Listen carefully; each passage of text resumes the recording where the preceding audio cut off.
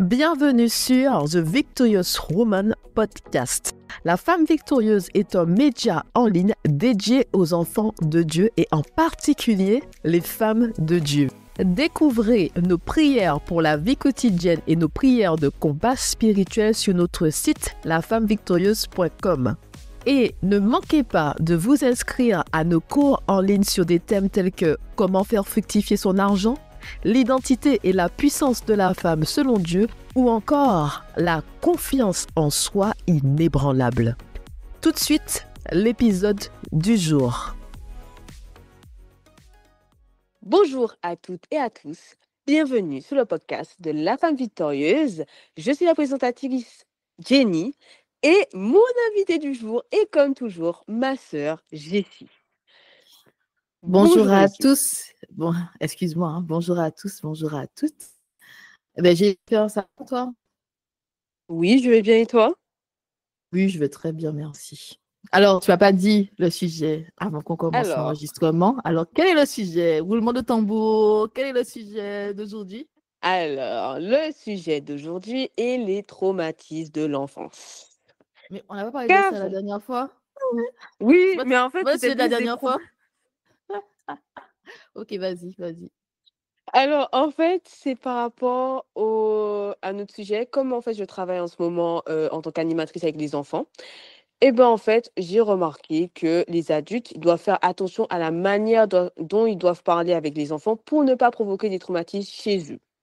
Oh, mais c'est un sujet lourd. Je pensais qu'on allait parler d'un truc léger, qu'on allait rigoler. Je suis désolée.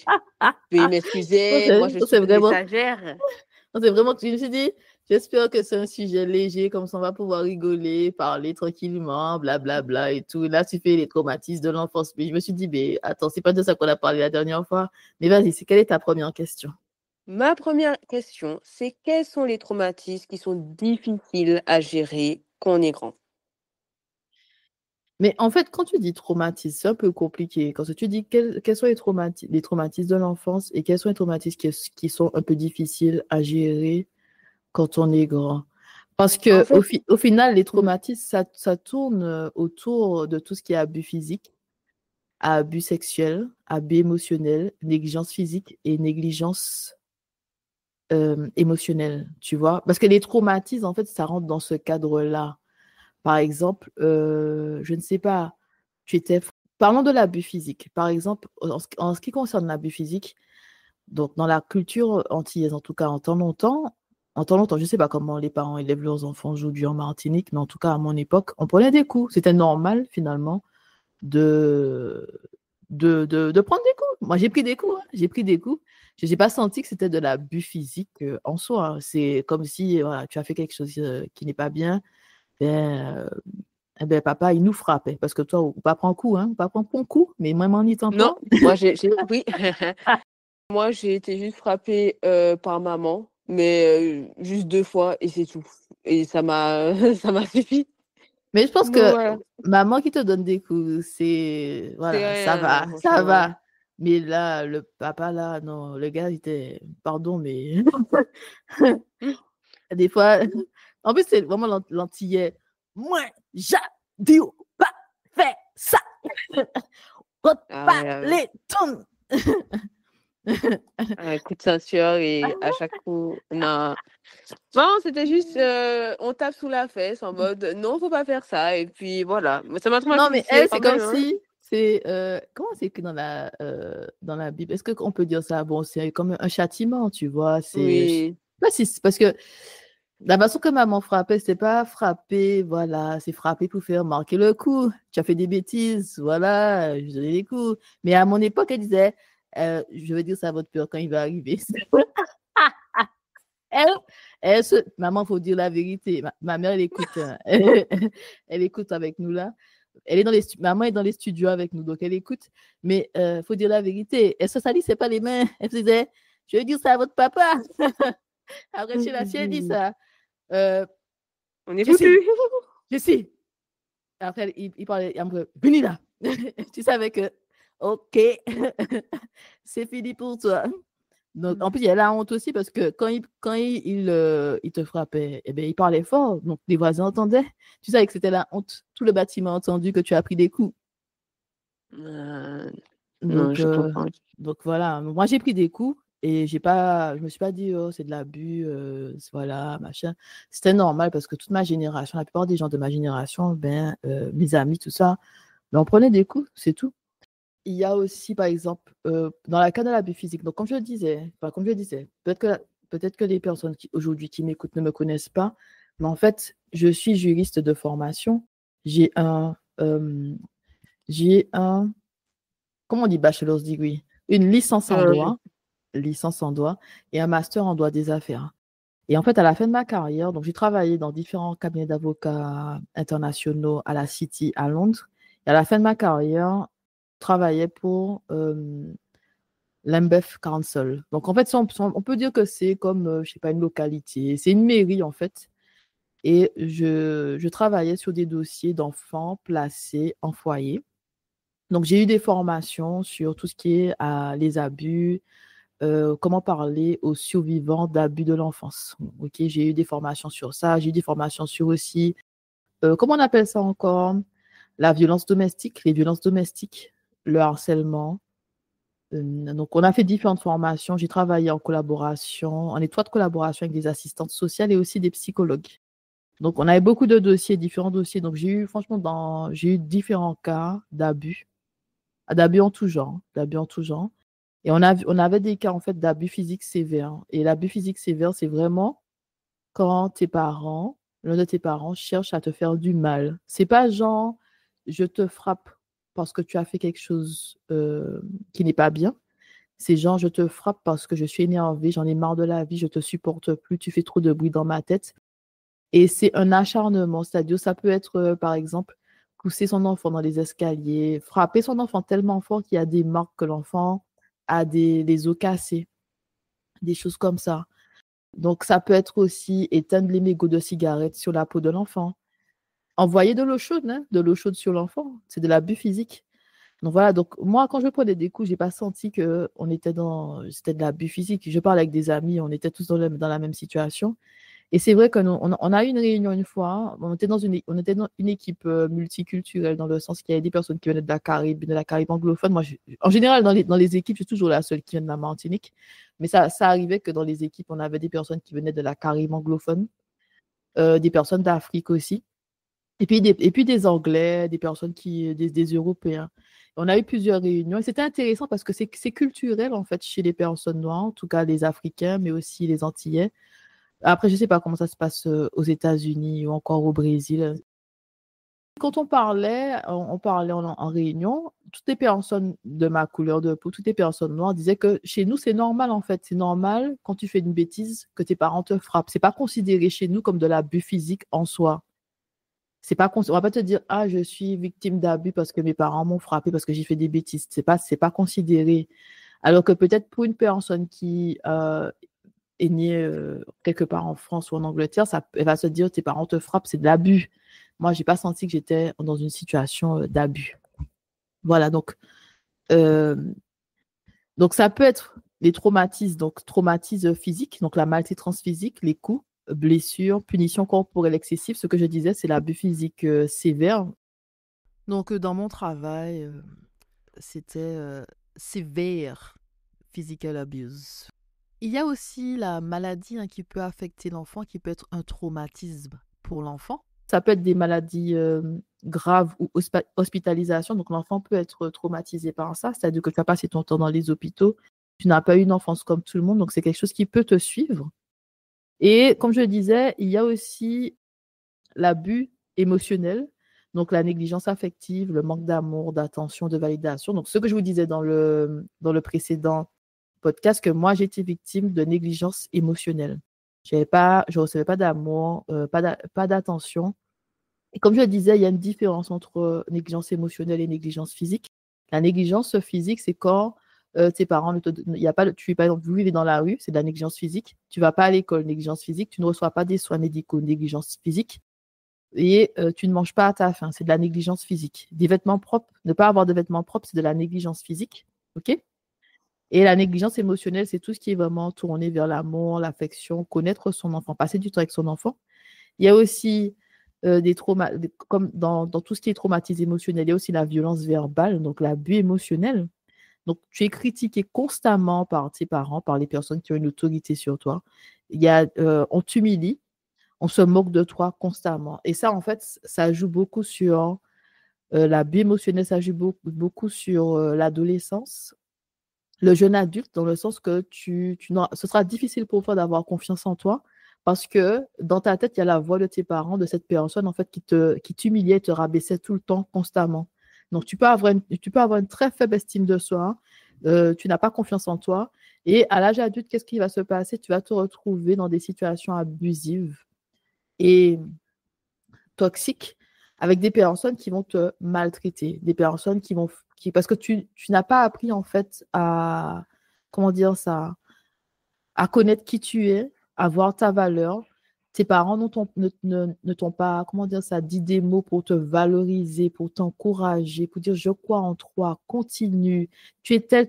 Ils n'ont pas affirmé ton identité, ce qui fait que quand tu vas rester avec des gens, tu auras tendance à essayer de les faire plaisir tout le temps, like a people pleaser. Toujours aller dans le sens des gens, tu ne peux pas, tu n'as pas de limite, tu ne sais pas imposer des limites parce que tu ne sais pas qui tu es et parce que tu as l'impression que tu es toujours moins que les autres ou que, en gros, euh, tu peux te dire aussi à l'âge adulte que je ne mérite pas l'amour des personnes qui sont autour de moi, tu vois, donc tu vis très mal ça, donc c'est vraiment des traumatismes émotionnels. On a vu les traumatismes physiques. Il y a aussi les traumatismes sexuels, donc l'abus sexuel. Quand j'ai commencé dans ce travail-là, donc je travaillais comme juriste pour l'Ambeth Council. On travaille sur différents dossiers, donc on a eu des formations. Et la formatrice nous disait que on a tendance à, comment dire ça, à faire, à se dire, il y a beaucoup de personnes qui se disent que par exemple, l'abus sexuel est pire que l'abus physique. L'abus physique est pire que l'abus émotionnel, des choses comme ça. Mais elle nous disait en fait que tous les types d'abus peuvent avoir les mêmes conséquences chez un individu. Donc, tu peux penser que l'abus sexuel, c'est pire et tout, nanana, mais en fait, tout type d'abus peut avoir les mêmes conséquences. Quand on regardait les conséquences ensemble à l'âge adulte, par exemple, qu'on parlait des symptômes post-traumatiques, c'était la même chose en fait pour tout type d'abus. Et c'est vrai que quand tu n'as pas les connaissances, tu te dis, en fait, non, tu sais, j'ai juste été victime d'abus physiques ou c'était juste des paroles comme ça, mes parents me disaient juste des paroles comme ça, il y a des gens qui ont connu pire, mais en fait, ça t'affecte. Enfin, tu peux faire genre, non, mais en fait, ce n'est rien. Non, ça t'a affecté. Et si tu ne guéris pas, si tu n'as même pas conscience que tu es traumatisé, tu vas porter ça toute ta vie. Et par exemple, dans le cas de l'abus sexuel, on a eu l'opportunité de parler avec certaines personnes qui ont été victimes d'abus sexuels et elles portaient le poids de ces abus. C'est-à-dire que ce sont des abus qui sont passés dans l'enfance, dans l'adolescence, et puis elles portaient le poids. Et ce qui était, on va dire, je ne vais pas dire, est-ce que le mot intéressant, c'est pas intéressant, mais ce qui était intriguant, voilà, ce qui était intriguant, c'est que dans le cas des abus sexuels, c'est toujours quelqu'un qui a accès à l'enfant. L'enfant connaît, en fait, l'auteur des faits. C'est pas juste, il a rencontré quelqu'un dans la rue, puis il s'est passé quelque chose. C'est que les parents ont ouvert la porte de la maison. Et même avec ce que je fais, la femme victorieuse, il y a des personnes qui... Avant, je prenais le temps de parler avec mes abonnés. Les femmes pouvaient me contacter par mail. Ça m'arrivait d'avoir des calls avec certains abonnés. Et elles se sont confiées en me disant, oui, j'ai été victime de ceci, de cela. Mais c'est par des fois des membres de la famille, c'est par des amis de la famille, c'est par des personnes qui ont accès à leur maison, au foyer. C'est des tontons, tatis, enfin, surtout des tontons qui vont dire je t'emmène au McDo et puis dans la voiture, la main est sur tes cuisses. Donc, c'est des choses comme ça. Et dans le cas de l'abus sexuel, par exemple, ce qu'il faut savoir, c'est que ça se passe plus souvent qu'on l'imagine, mais ce ne sont pas en fait des choses que les enfants qui sont victimes ou encore les adultes, peu importe, les adolescents, ils vont pas aller, la majorité d'entre eux ne vont pas en fait aller à la police. C'est c'est sujet de honte. Comment ça se passe dans la famille? La famille, elle a envie d'étouffer l'affaire, elle va pas forcément régler le problème et il y aura vraiment la loi du silence. Ferme ta bouche, fais comme si c'est rien passé. Et beaucoup de personnes aujourd'hui mangent avec l'auteur des faits, enfin, mangent autour de la même table avec l'auteur des faits. C'est-à-dire que si c'est quelqu'un de la famille, tu vas voir cette personne-là dans les mariages, dans les enterrements, dans les fêtes de famille, et on t'a dit ferme ta bouche. Encore, l'enfant peut dire tonton m'a fait ci, papy m'a fait ça, mais on va lui dire tu mens, tu mens, tu mens. Donc sa parole n'a pas de valeur, tu mens. Et donc, ça crée plusieurs traumatismes parce qu'il y a le traumatisme d'avoir été abusé sexuellement, mais il y a le traumatisme aussi de j'ai parlé et personne ne m'a cru et que l'injustice est devant mes yeux, c'est-à-dire que cette personne est là tranquillement alors que cette personne m'a fait ça. Et il y a des cas, ça s'est reproduit plusieurs fois, c'est-à-dire que il y a des gens qui m'ont dit, par exemple, de 10 ans à 15 ans, telle personne me faisait ça. De 10 ans à 15 ans. Il y a des personnes de la famille qui étaient au courant, mais ils n'ont pas empêché cet homme de me faire ça. Donc, c'est vraiment difficile, vraiment difficile. Et beaucoup de personnes portent ce poids seules. Beaucoup de personnes vont se dire pourquoi je vais raconter ça? Ça sert à quoi? On ne peut pas retourner dans le passé. Donc, la personne, elle garde ça en elle. Et les traumatismes sexuels, ça laisse vraiment des traces profondes sur l'image de soi, la sexualité et la capacité à faire confiance. Par exemple, quand l'enfant a été abusé sexuellement jeune, il peut avoir des comportements sexuels avec les enfants autour de lui parce que l'enfant n'a pas conscience de vraiment ce qui s'est passé. Et l'enfant n'a pas aussi cette notion du bien et du mal. C'est-à-dire que c'est avec le temps que tu apprends ça c'est bien, ça c'est pas bien. Si un adulte te dit que c'est bien, tu as pensé que c'est bien, tu vois. Donc tu peux reproduire ce comportement avec d'autres personnes, mais c'est pas comme si l'enfant a cette intention de faire du mal à l'autre. C'est juste qu'on lui a fait ça, c'est devenu un comportement normal, c'est une situation normalisée et cet enfant va reproduire ça avec d'autres enfants. Et aussi, il y a d'autres cas où l'enfant, comme l'enfant a été souillé, a été victime d'abus sexuels, c'est comme si c'est une porte qui a été ouverte trop tôt. Donc, l'enfant a des désirs, l'enfant commence à avoir des envies et l'enfant, ça peut conduire à la masturbation très jeune. Ça peut conduire aussi à des comportements dangereux. Il y a des... Quand on entendait dans les quartiers, oui, telle personne tourne. Donc, c'est facile de juger. Tu dis, oui, la fille, elle tourne et tout, à son âge, elle tourne, mais tu ne sais pas, en fait, qu'est-ce qui s'est passé dans la maison. Et en fait, avec ce travail-là, ça m'a ouvert les yeux beaucoup sur... Il y a toujours la racine, il y a toujours une racine. Les gens n'agissent pas juste comme ça. Les enfants ne sont pas des enfants perturbateurs juste comme ça. Il y a toujours une racine. Mais comme il y a très peu de personnes qui ont les connaissances sur ce thème, donc les parents ne vont pas forcément déceler qu'il y a un problème. Il y a un problème. Ma fille, l'année dernière, elle était comme ça et soudainement, elle agit comme ça. Il y a un problème. Ils vont se dire, ah, c'est l'enfant, je ne sais pas, depuis mon nanana, depuis telle date, elle est comme ça, machin, il a fait sick. Elle cherche, elle veut de l'attention, des choses comme ça. Mais les parents ne vont pas se dire, non, il y a plus que ça, il y a quelque chose ma fille n'était pas comme ça. Il faut que je sache qu'est-ce qui s'est passé. Donc, c'est ce qui est difficile, c'est-à-dire de se rendre compte, quand je faisais ce travail-là, de me rendre compte que nous, en tant que professionnels, on a fait ce qu'on pouvait, ou on faisait ce qu'on pouvait pour aider les victimes, mais de se dire que tous les jours, il y avait de nouvelles victimes et qu'il n'y a pas assez, en fait, selon moi, comment dire ça, de campagne pour pouvoir sensibiliser les gens aux abus dans l'enfance. C'est-à-dire qu'on vit dans un monde où je sais pas, c'est comme si la majorité des gens, ils ont la tête dans le sable. On vit dans un monde comme si tout est beau, tout est mignon, tout se passe bien, le monde des bisounours, les enfants, ils sont en sécurité, mais non, il y a beaucoup de prédateurs. Ils sont dans la famille, hein. Ils sont dans la famille, ils sont dans le cercle familial. Et quand le mal est fait, c'est difficile, hein. Et quand ce genre de choses arrive, les parents ne savent même pas quoi faire. Ils ne savent pas quoi faire. Je prends l'exemple de quand j'étais en Martinique, on avait toujours des exercices pour d'évacuation. Évacuation s'il y a un feu ou évacuation s'il y a un tremblement de terre. C'est-à-dire qu'il y a déjà des mécanismes en place. Tu sais qu'est-ce qu'il faut faire s'il y a un tremblement de terre. Tu sais qu'est-ce qu'il faut faire s'il y a le feu à l'école. Même par rapport au cyclone, il y a des campagnes de sensibilisation chaque année pour dire on rentre dans la période cyclonique, pensez à faire des réserves, mettre de l'eau, ceci, cela. C'est-à-dire on sait déjà qu'est-ce qu'il faut faire. Tu me dis, quand j'étais en Martinique, tu me dis qu'il y a un cyclone, on va tous au supermarché, acheter des bouteilles d'eau, acheter des bougies, des briquets, des boîtes d'allumettes, des denrées non périssables, des choses comme ça, parce qu'on ne sait pas pendant combien de temps on sera confiné à la maison. On ne sait pas si ce sera quelque chose d'une nuit ou bien le cyclone. Des fois, le cyclone s'arrête sous la Martinique et on est tous en train d'attendre que ça passe. Des fois, on est sous l'œil du cyclone, c'est tranquille, mais on attend en fait que le cyclone passe. C'est-à-dire qu'il y a en fait, comment dire ça, on éduque la population pour pouvoir faire face à ce genre de choses-là. Mais les parents, ils n'ont pas cette connaissance pour savoir si ça arrive à ton enfant, qu'est-ce que tu dois faire. Par exemple, quels sont les signes que ton enfant, il s'est passé quelque chose. Tu vois, c'est-à-dire que chaque parent fait comme il peut, mais sans les connaissances, c'est difficile de comprendre ça.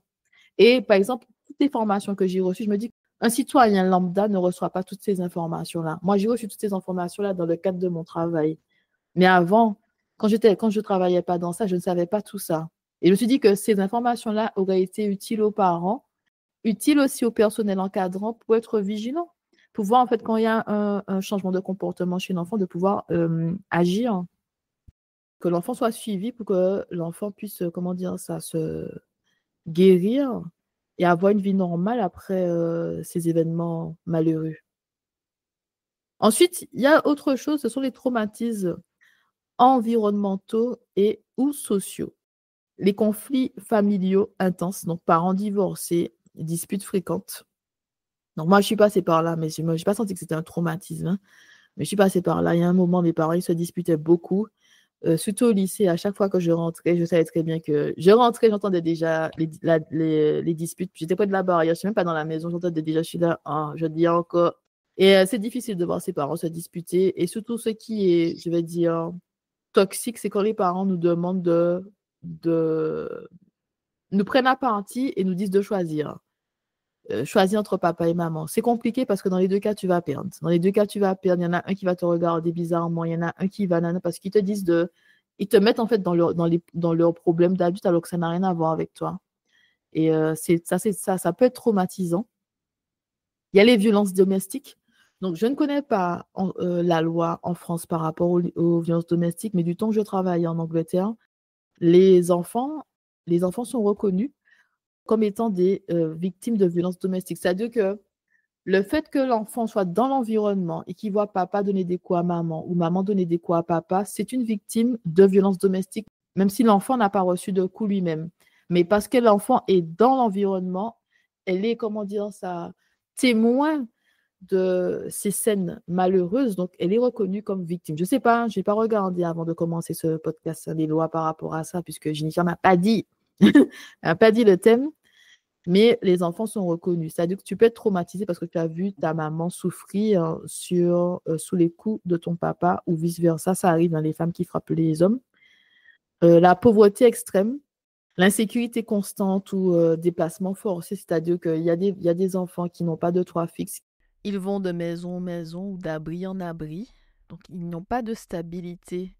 Ça peut être un traumatisme. Pauvreté extrême, tes parents n'ont pas d'argent, tu as des vêtements sales. Il y a des enfants, ils allaient à l'école, ils ne sentaient pas bon parce qu'il n'y avait pas de douche, il n'y avait pas d'eau dans la maison, ils ne mangeaient pas bien. Le seul repas qu'ils avaient, c'est le repas de la cantine. Et puis, il y a aussi, pour certaines personnes, les discriminations comme le racisme ou encore le harcèlement scolaire ou social. Donc, le racisme, par exemple, j'ai des amis en Angleterre. Leurs parents, par exemple, venaient de certains pays d'Afrique et eux, ils ont vraiment grandi en Angleterre. Et ils me racontaient en fait des situations où ils ont été victimes de racisme. Moi, je n'ai pas été victime de racisme parce que moi, je suis née, j'ai grandi en Martinique. La majorité de la population est noire. On est entre nous. Je remercie le Seigneur quand j'entendais les témoignages de mes amis. On ne me regardait pas bizarrement parce que je portais des nattes, des tresses, puisque quand tu es en Martinique, il y a d'autres enfants qui portent des nattes et des tresses. On vit tranquillement, quoi. On vit tranquillement entre nous, donc je n'ai pas eu ce problème-là. Et j'ai vu à quel point ça les a marqués parce qu'il y a toujours cette question-là. Si je n'obtiens pas ceci, si la personne me regarde bizarrement, est-ce que c'est une personne qui est raciste? Moi, quand j'étais en Angleterre, je me suis jamais posé ce genre de questions-là. Moi, j'étais là tranquillement en train de vivre ma vie. Je me suis dit, de toute façon, quand je suis arrivée en Angleterre, j'ai déjà une certaine identité, dans le sens que j'ai déjà confiance en moi. Je suis arrivée en ayant mes diplômes, donc pour moi, je n'avais rien à prouver à qui que ce soit. Je suis arrivée en me disant que bon, il faut que je trouve un travail, il faut que j'améliore mon anglais pour pouvoir travailler dans les cabinets d'avocats et tout. Mais il n'y avait pas cette pression par rapport à je suis noire. Et toute cette question-là par exemple, de minorité, c'est en Angleterre que j'ai appris que, voilà, les Noirs, c'est la minorité, mais voilà.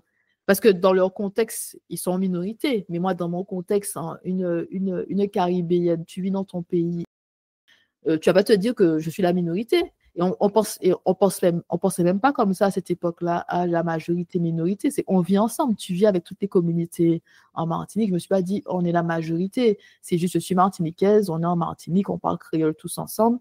Et puis voilà. Mais eux, il y avait vraiment ce truc-là. Ils appellent les BMI. Black Asian Minority Ethnic. BMI. Il y avait une case, tu vois, il y avait une case en Angleterre quand tu cherches du travail, ils te disent est-ce que tu es Black British, Black Caribbean, Black African. C'est pas la même mentalité. J'ai côtoyé des personnes aussi qui me racontaient qu'est-ce que c'était de grandir à Paris, je sais pas, il y a 20 ans, il y a 30 ans. Et ces personnes-là ont des expériences de racisme. Tu vis dans un pays où il y a une majorité de personnes blanches et tu n'es pas forcément bien accueilli partout. Mais moi, en arrivant en Angleterre, à l'âge où je suis arrivée, je crois que j'ai déjà 22 ans, je suis arrivée avec une expérience, des diplômes, je suis arrivée, j'ai déjà confiance en moi, j'ai pas eu ce genre d'expérience-là. Les gens m'ont toujours bien accueilli. Mais il y a des personnes qui ont ça, c'est ces expériences-là de racisme, de se dire que comme je suis noire, j'ai pas les mêmes opportunités que d'autres personnes. Comme je suis noire, les gens me regardent bizarrement. Par exemple, les cheveux, cette oppression de se conformer parce que tu es une personne noire, tes cheveux ne sont pas les cheveux en fait de la majorité des personnes blanches, si on peut dire ça comme ça. Donc il y a cette volonté-là de ressembler à une personne blanche parce que tu as été victime de racisme. Il y a un besoin d'être validé par les autres qui est inconscient. Ce besoin est tout au fond de toi. Donc, c'est un traumatisme et ça peut te suivre à l'âge adulte parce que tu vas essayer de te conformer pour qu'on puisse t'accepter. Tu vois. Et quelqu'un qui n'a pas eu ce genre d'expérience, mais moi, j'ai toujours senti que il faut que I have to embrace who I am, d'être la personne que je suis et c'est tout. Je n'ai pas senti que je dois, comment dire ça, devenir quelqu'un d'autre pour être accepté. Par contre, bien sûr, quand tu vas au travail dans le sens que tu te dis que je vais au travail, je dois être professionnel au travail. Donc, je vais m'habiller par rapport, comment dire ça, au dress code du travail, bien sûr. Je vais me coiffer, je vais au travail, il y a une façon que je me coiffe pour aller travailler, il y a une façon que je me coiffe pour sortir. C'est pas la même chose pour moi. Donc, oui, dans ce cadre-là. Mais jamais senti, en fait, que je dois changer ma personnalité, changer qui je suis, changer mon style pour pouvoir, en fait, me conformer aux attentes de la société ou bien à un environnement donné. Donc, c'est des choses qui peuvent te suivre. Vraiment, ce genre de traumatisme-là. Donc, les personnes qui ont été traumatisées dans l'enfance, qui n'ont pas fait ce travail on va dire, de guérison, laisse-moi prendre du recul, pourquoi je suis ce que je suis, pourquoi je fais ça, pourquoi je pense comme ça, pourquoi je dis ça, ben, à l'âge adulte, elles peuvent avoir des troubles anxieux, la dépression. Ça peut être difficile pour elles d'établir des relations stables. Elles peuvent avoir cette peur de l'abandon, la dépendance affective, par exemple, pour les personnes qui ont été victimes de négligence émotionnelle. Elles peuvent avoir aussi un comportement d'autosabotage, un comportement destructeur. Surtout les victimes d'abus sexuels, comment dire ça, on a violé leur intimité, donc elles peuvent en fait avoir des comportements d'autodestruction. des comportements d'autosabotage, se faire du mal, être dans des situations où quelque chose peut leur arriver. Il peut y avoir aussi des problèmes de la mémoire, dissociation ou trouble de la mémoire. Donc, dissociation. La dissociation est un mécanisme de défense fréquent chez les personnes ayant vécu un traumatisme comme un abus sexuel. Donc, cela peut se manifester pendant l'abus. Il y a comme une déconnexion du corps. La personne peut avoir l'impression de quitter son corps ou de regarder la scène de l'extérieur. Il peut avoir ce qu'on appelle un engourdissement émotionnel. Plus de sensations, ni de douleur, ni peur. Comme si tout était flou ou irréel ou encore une amnésie partielle ou totale. Donc, certaines personnes ne se souviennent pas de l'événement. Et puis, il y a aussi après l'abus les troubles de la mémoire. Et les troubles de la mémoire peuvent arriver chez l'enfant des années après. C'est dans le sens que j'ai travaillé sur des cas comme ça où il y a des enfants très jeunes qui ont été victimes d'abus sexuels, 3, 4, 5, 6 ans. Et puis ensuite, quand on parle avec l'enfant ne se souvient pas. Des années après, à 7 ans, 8 ans, 9 ans, 10 ans, l'enfant ne se souvient pas d'avoir été abusé sexuellement. Ça dit vraiment, elle ne se rappelle pas de ce moment de sa vie, de cette période de sa vie. Il peut y avoir aussi une fragmentation de l'identité. Donc, tu as du mal en fait à te sentir bien dans ton corps, à avoir cette continuité de soi. Ok, il y a des épisodes de déconnexion. Tu peux avoir des moments d'absence, c'est-à-dire que physiquement tu es quelque part et tu as l'impression que ton âme, ton esprit est ailleurs. Comme c'est vraiment tu te sens déconnecté de toi-même. Et puis il y a des personnes qui vont agir avec des automatismes, mais tu peux avoir aussi un isolement émotionnel. Donc tu es détaché de tes émotions. Tu ne ressens rien du tout. Tu es juste là. Tu vois, tu fais ce qu'il y a à faire dans la vie, mais tu ressens rien. Donc, la dissociation, vraiment, c'est une réponse de survie. C'est vraiment une réponse de survie. Et ça affecte les relations familiales, amicales. Si tu es en couple, ça peut affecter ton couple aussi, parce que tu n'es pas toi-même. Tu as des problèmes d'identité, de mémoire ou de gestion d'émotions à l'âge adulte. Et certaines victimes, comme je le disais, auront des comportements d'autodestruction. Ça peut être enchaîner les relations sans lendemain parce que cette femme ou cet homme a une dissociation. C'est comme si il y a le corps et il y a l'âme. Donc c'est comme si le corps subit, mais l'âme s'échappe. Donc elle se retrouve souvent dans des situations dangereuses ou encore elle se donne à des hommes comme ça, sans vraiment être connectée en fait à leur corps. C'est vraiment la dissociation. Elles ressentent rien, mais elles sont dans le moment. Et puis, le comportement autodestructeur, c'est comme si tu te punis par rapport à ce que quelqu'un t'a fait. C'est comme si tu te punis toi-même. Tu te punis. Tu as envie de te détruire parce qu'il y a cette souffrance à l'intérieur de toi. Tu as envie de te détruire. Donc, tu as des comportements dangereux comme pour te punir de ce que quelqu'un t'a fait ou de ce que des personnes t'ont fait. Comme le corps a été violenté, le corps a été violé, donc elles font une séparation pour ne pas ressentir la douleur, pour pouvoir en fait continuer de vivre sans ressentir cette douleur intense, parce qu'elles ont été brisées durant ce viol, ces attouchements, peu importe. Il y a eu une cassure, une brisure, parce que c'est le mal en fait, hein. Ça c'est le mal, ça c'est vraiment euh, la manifestation du mal, briser quelqu'un. Et aussi des troubles alimentaires, hein. Avoir des troubles alimentaires par rapport, par exemple, négligence émotionnelle, physique, abus émotionnel, abus physique, abus sexuel, troubles alimentaires. Donc, c'est très important de, de vraiment prendre du recul, de se poser les bonnes questions. Pourquoi je suis ce que je suis? Pourquoi je fais ce que je fais? Pourquoi j'ai ce besoin, par exemple, de contrôler? Pourquoi je parle comme ça? Pourquoi je m'énerve comme ça? Il y a des personnes qui s'énervent vite. Elle m'a dit, oui, je me mets en colère vite. Je dis, mais si tu te mets en colère vite, c'est qu'il y a un problème, hein. Tu te mets en colère vite, c'est quoi en fait, comment dire ça? C'est quoi la source? Qu'est-ce qui fait que L'élément tu te... déclencheur. Oui, voilà. L'élément déclencheur, mais aussi la racine du problème. Pourquoi tu te mets en colère vite? Parce qu'il y a des personnes qui ont un petit caillou dans la chaussure. Il y a des personnes qui ont des épines, qui marchent tout le temps sur des épines. C'est-à-dire elles se réveillent énervées. C'est pas nécessairement à cause du présent, de ce qui se passe aujourd'hui, mais ça vient du passé parce que ça fait un moment qu'elles portent le poids et que elles n'ont pas pu parler de ce qui s'est passé, de se libérer de cette charge-là. Donc tous les jours, elles portent ça. Et puis après, il y a des personnes exploser sur toi, tu ne sais même pas pourquoi. Tu te dis, mais pourquoi tu exploses? Elles ont des comportements démesurés face à certaines situations parce qu'elles portent quelque chose en elles et ça ne sort pas. C'est comme si elles sont prisonnières de leur passé. Il y a une partie d'elles qui est toujours fermée dans ce qui s'est passé. Et il y a beaucoup de personnes qui meurent avec ce poids sur les épaules. Non, voilà, je pense que j'ai répondu à ta question. J'ai dit tout là. Oui, je, je ne peux que donner la dernière question parce que tu as déjà tout répondu. Parce que la deuxième question, c'était quels sont les traumatismes banalisés, ceux que, à part l'abus physique, quels sont ceux en fait dont les gens y portent le plus?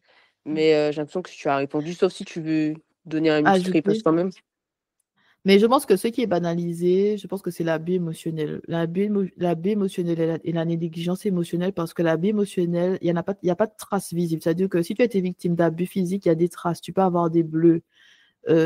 Tu vois, là, il y a une trace, il y a quelque chose. Mais l'abus émotionnel, ça me rappelle les passages dans la Bible. Il y a un passage, est-ce que c'est dans Jean? Il y a un passage qui parle en fait de ta langue. Comment tu peux détruire quelqu'un avec ta langue?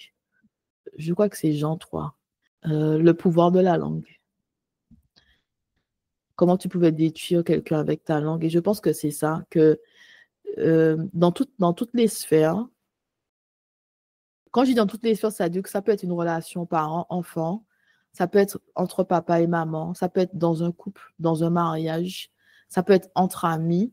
C'est banaliser en fait de rabaisser, diminuer, dire des bêtises à quelqu'un, de vraiment prononcer de mauvaises choses dans la vie de quelqu'un. Ça a été banalisé. C'est comme si ce n'est rien du tout, mais ça produit en fait des fruits. Par exemple, quand on nous dit que la mort et la vie sont au pouvoir de la langue, et je pense que l'abus émotionnel a été banalisé.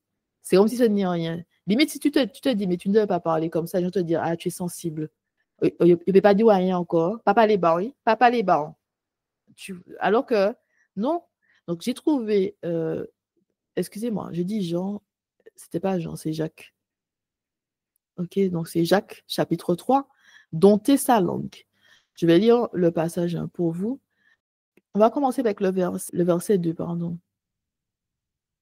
Car chacun de nous commet des fautes de bien des manières.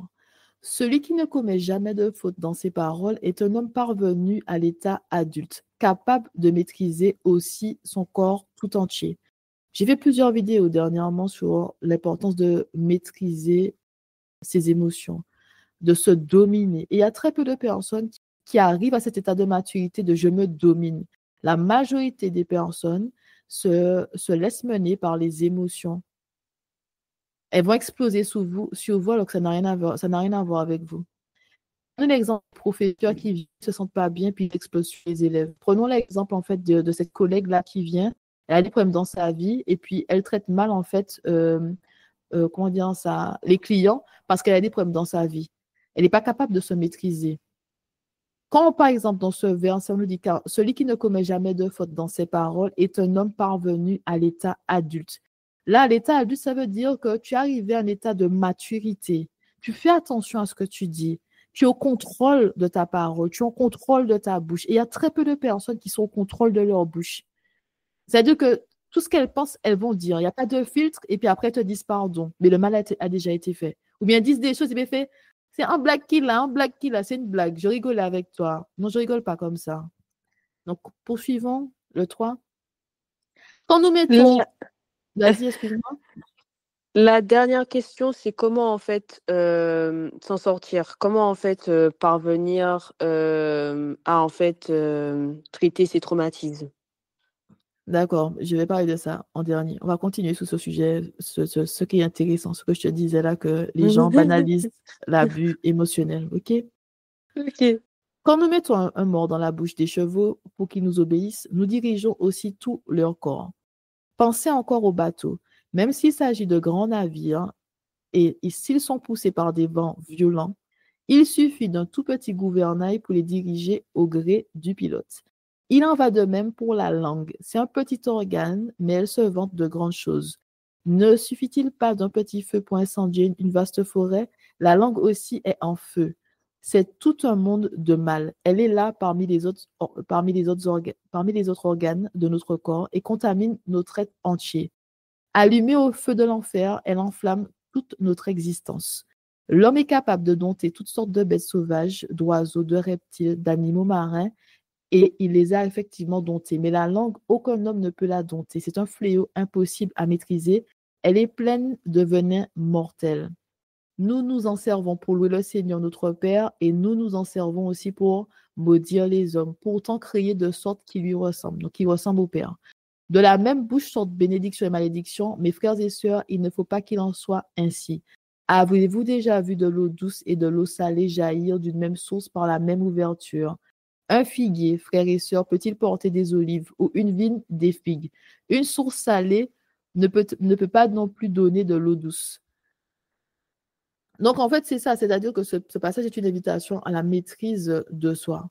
Et je pense qu'on peut faire ça vraiment avec Dieu, parce qu'au début, c'est compliqué de se maîtriser, de se dompter, de se dominer. Mais avec vraiment le Seigneur, en marchant avec lui, en lui demandant de l'aide, en priant, on arrive à se dompter. Donc, pour moi, c'est en fait un mal qui a été banalisé. Les gens te disent le tout et le n'importe quoi. Il n'y a plus de filtres et tout. Il y a de moins en moins de filtres. Je ne dis pas que ça n'existait pas auparavant, mais auparavant, il y avait beaucoup plus de respect. Je vais parler de ce que je connais en Martinique. On avait beaucoup plus de respect pour les aînés, de respect pour les uns et les autres. Mais avec le temps, il y a beaucoup de valeurs qui se perdent. Donc, les gens se permettent de dire le tout et le n'importe quoi, notamment sur les réseaux sociaux. Ils ne vous connaissent pas, ils vous jugent, ils disent des choses et sans vraiment peser leurs mots. Parce que tu peux être d'accord, de ne pas être d'accord avec quelqu'un, mais il y a une façon de dire les choses. Et je pense que c'est un mal banalisé aujourd'hui, que ce soit parler avec des enfants, parler avec ton frère et ta soeur, parler avec des amis, parler avec tes parents, dans le mariage, au travail. Les gens utilisent vraiment la langue comme une arme de destruction. Voilà. Tu m'as dit que ta dernière question, c'était quoi? En fait, comment parvenir à aller au-delà, en fait, enfin, à traiter les traumatismes, surtout pour les parents face aux enfants qui ont été, en fait, abusés sexuellement. Comment ils font, en fait? Il faut que l'enfant soit suivi par des professionnels. Il faut que l'enfant puisse en parler de ce qui s'est passé. Il faut rassurer l'enfant parce que l'enfant peut avoir peur après, peut changer. Et par exemple, dans les cas d'abus sexuels, les enfants, eh ben, ils font pipi au lit. Ils font pipi au lit jusqu'à, je sais pas, 13 ans, 14 ans, ils font pipi au lit parce qu'il y a eu, il y a eu en fait cet abus ou ces abus. Quand l'enfant a été abusé, il y a un changement de comportement. Si les parents ne font pas attention au changement de comportement, ou ils peuvent dire que mais non, c'est parce que ceci, cela, mettre ça sur le dos de quelque chose, d'autre chose, pardon. Mais il faut vraiment que l'enfant soit suivi, qu'il y ait un suivi psychologique, que les parents rassurent l'enfant. Les parents chrétiens devraient prier pour l'enfant pour que le Seigneur puisse purifier le corps de l'enfant, aider l'enfant. Vraiment, en fait, entourer l'enfant, donner à cet enfant beaucoup d'amour, être patient avec l'enfant. La patience, parce qu'on ne sait pas, en fait, comment l'enfant va gérer ce problème-là. Ça peut être des cris, ça peut être de la colère, ça peut être la peur de l'abandon.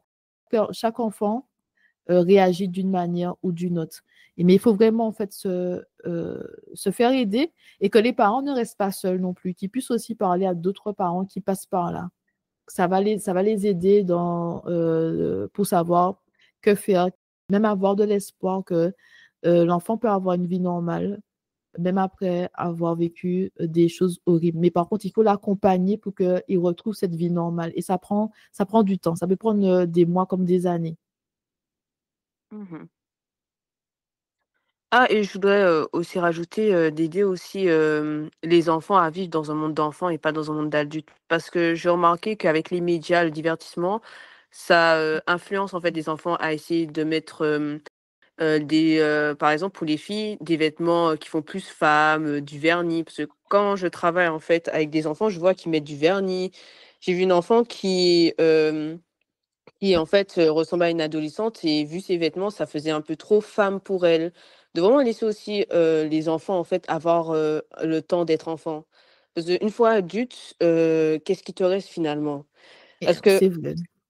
Vas-y, pour vas-y, rappel, excuse-moi. oui, c'est pas grave. Pour rappel, quand j'étais au collège, je mettais déjà du vernis rouge. Je mettais du vernis rouge, je voulais mettre du vernis noir. Ma Ah, sœur, ma ma chère, sœur est ma enfin, chère. ma sœur m'a dit non, tu mets pas de vernis rouge. Maman, elle disait non, peut-être au pied. Ma sœur, elle a dit non, tu ne mets pas de vernis rouge, ni sous les doigts, ni sous les pieds, parce que ça peut attirer en fait des prédateurs. Parce qu'en fait, ça peut attirer des hommes qui se disent que tu fais déjà femme. Et moi, je me disais non, moi, je veux juste mettre du vernis.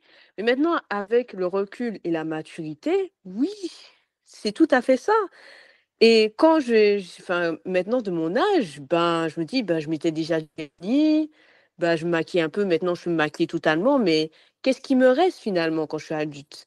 Donc c'est bien aussi Oui, tu voulais rajouter quelque chose? Oui, en fait, par rapport au vernis rouge ou encore le rouge à lèvres rouge, c'est que quand tu es jeune, tu t'en rends pas compte de ça parce que tu as dit que c'est juste une couleur. Mais en fait, le rouge, il y a un côté sexy dans cette couleur rouge. Il y a un côté sexy, il y a un côté qui fait beaucoup plus femme. Par exemple, tu vas mettre un petit gloss rose, un petit, on va dire, vernis rose et tout. Ça passe. Mais le rouge, comment dire ça? Le rouge, il y a un côté vraiment sexy dedans. Même si toi, quand tu le portes, tu vas pas te dire, ah, c'est sexy, c'est machin, j'aime juste me voir comme ça. Mais en fait, avec le temps, j'ai bien vu que non. Le rouge, je sais pas. Par exemple, tu mets du rouge sur toi, tu vois que tu attires beaucoup plus l'attention que si tu avais mis, on va dire, une petite couleur rose. Le rouge attire l'attention, tu vois. Et moi, je t'ai dit que non. Par contre, à ton âge là, calme-toi, ma chère. Tirez ça, tirez ça. C'est pas l'âge pour faire ça. Je dis quand tu seras plus grande, tu auras 25 ans, ok, pas de souci, mais à l'âge t'as, par contre, non, tirez ça. Donc, moi, j'étais vraiment pas contente. Je me suis dit, mais qu'est-ce qui se passe ici? Mais non, il dit, mais non, non, non, tirez, tirez. Donc, ça a été prouvé hein, dans de nombreux cas. C'est pas tant la façon que la personne s'habille hein, dans les cas de viol, d'abus sexuels et tout. Mais par contre, moi, ce que je voulais protéger ma sœur, en fait, des mauvaises personnes. C'est-à-dire de pas, comment dire ça, attirer les mauvaises personnes vers elle. Pas tant dans le sens être abusée sexuellement, mais dans le sens ne pas attirer le regard d'homme mature sur elle. Pour qu'elle puisse vraiment rester dans ce monde, on va dire, de l'adolescence, pour rester avec ses copines, parler avec des personnes de son âge et pas attirer les prédateurs. Vous savez, on va dire les choses. On va parler franchement. On va parler franchement. Quand j'étais au On est entre lycée, nous. et on est entre nous, quand j'étais au lycée à Trinité, j'étais au lycée à Trinité, au lycée France Fanon, tous les après-midi, il y avait des hommes qui avaient déjà, je sais pas, 25 ans, 30 ans, qui passaient avec leur voiture sous le parking. Mais en fait, ces hommes-là, ils cherchaient la jeunesse. Ils cherchaient en fait des jeunes femmes qui sont intéressées soit par l'argent, qui veulent avoir un copain mature et tout. Ils cherchaient ce type de femmes-là. Je ne sais pas, c'était même pas des femmes, mais vraiment des adolescentes, de jeunes femmes. Il y avait aussi hein, les histoires avec. Je vais dire les choses, hein, je suis désolée. Je dis les choses, mais nous Parlons avons tous. vrai. Oui, parlons vrai. Nous avons tous entendu les histoires avec les chauffeurs de bus. On a tous entendu les histoires avec les chauffeurs de bus. Que voilà, le chauffeur il arrive avec le bus très tôt. Il y a quatre personnes, quatre jeunes femmes qui montent dans le bus, direction Tartane. Après, on voit que le bus retourne. Hey, donc ça, moi c'était vraiment dans le sens protéger ma sœur, en fait, pour qu'elle n'attire pas le regard de personnes mal intentionnées.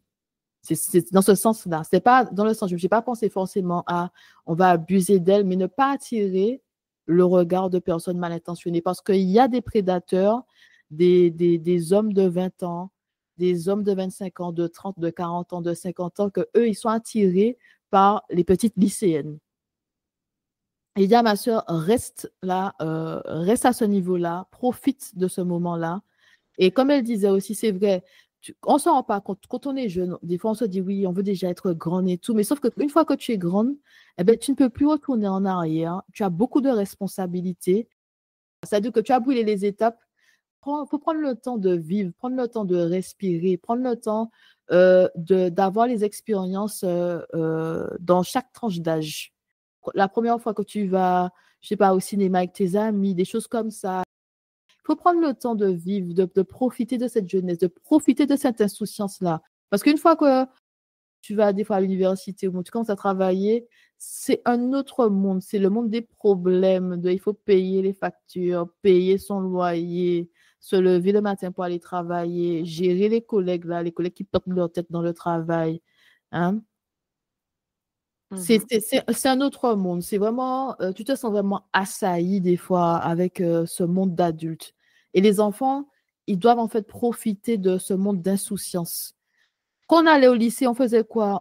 On s'occupait de nos devoirs, se lever le matin pour aller au lycée. Moi, au lycée, je rigolais tout le temps. J'avais des problèmes comme tout le monde, mais ce pas des problèmes, voilà. Si on rigolait, il y avait beaucoup de légèreté. Tu vois, qu'est-ce que tu voulais? Un peu d'argent pour acheter des bonbons, pâtisserie le matin, et puis un peu d'argent par mois pour aller faire du shopping. C'est tout.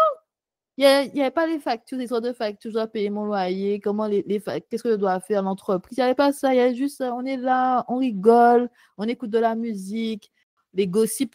On se dit, ah, tu as entendu ce qui s'est passé hier? Oui, la fille la plus populaire du lycée, qu'est-ce qu'elle a fait, qu'est-ce qu'elle n'a pas fait? Des trucs comme ça, c'était vraiment l'insouciance. Mais après, une fois que tu entres dans ce monde d'adulte, dans ce monde de responsabilité, ta vie change totalement. C'est là que des fois, tu te sens comme si tu te sens oppressé par ce poids sur tes épaules. Mhm. C'est ce que je voulais dire, enfin, à nous chers enfin, auditeurs et auditrices, surtout auditrices, que de laisser en fait, enfin, de créer un monde pour l'enfant, de vraiment laisser l'enfant dans le monde des bisounours. Parce que quand je travaille là où je suis, eh ben, c'est vraiment le monde de bisounours. On parle pas de, enfin, d'autre chose que de dessins animés, de jeux vidéo, quel est mon personnage préféré, quelle est ma couleur préférée. C'est ça que les enfants me demandent la part du temps. Et c'est beau, parce que franchement, il y a pas le monde d'adulte, il y a pas les problèmes ou les factures et c'est ça, en fait, que l'enfant a besoin. Donc voilà, de vraiment profiter de son enfance, profiter de son adolescence, le préparer en même temps à être adulte à un moment donné et tout, à être responsable et être mature, de donner un peu de sagesse aussi, enfin, de sagesse, pardon, et tout, mais de laisser vraiment l'adolescente être adolescente, l'enfant être enfant, et lui dire que ne t'en fais pas, quand tu seras adulte, tu pourras te maquiller, tu pourras en fait mettre ton vernis et tu seras content. Parce que Enfin, contente, pardon, parce que quand, ma sœur m'a dit que: «Oui, je t'interdis le vernis rouge», comme ça, tu seras très contente quand tu pourras mettre du vernis. C'est vrai. J'étais contente après. Je peux mettre du vernis, enfin. Voilà. Mais après ça, j'ai plus jamais remis ce rouge là, par contre, hein, donc voilà.